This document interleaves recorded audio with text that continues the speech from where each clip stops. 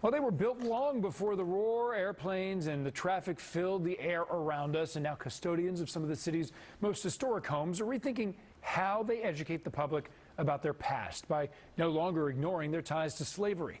Here's 4's Rana Navini shows us the future of sharing the city's past.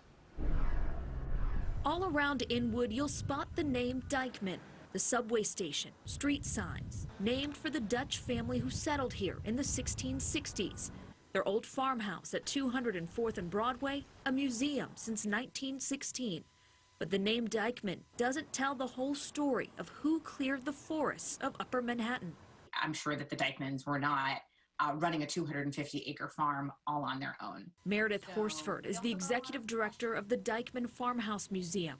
They've been delving into the history of those who lived and worked on the farm, in particular, those who were enslaved. They're scouring old documents, like this ad from the Dyckman family for a runaway slave named Will.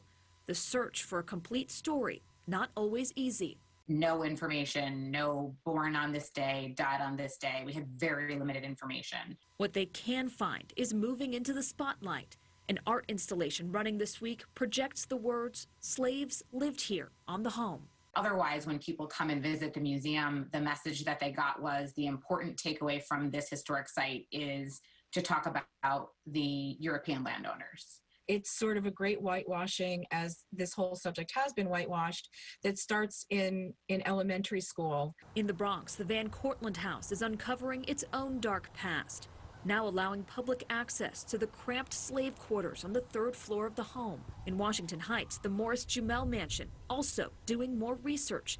Famous for hosting the likes of George Washington and Aaron Burr, researchers believe many slaves lived and worked here over the years. The home itself likely constructed by slave laborers in 1765. The infrastructure that we see all around us in New York was built by enslaved labor. There's also a push to honor the dead. In Van Cortlandt Park, there's a colonial-era burial ground used for the house's slaves. But if you tried to visit, you'd never find it. There is a campaign and a push now to have that burial ground formally recognized with signage and interpretation. Back in Inwood, roughly 30 slaves were buried in what is now a public school parking lot. The graves destroyed in the early 1900s, remains discarded. The Dyckman house is pushing for some sort of plaque or marker there, a way to remind everyone that slavery wasn't just something that happened in the South. It seems to be a topic that your average visitor does not know very much about. Rana Navini, News 4 New York.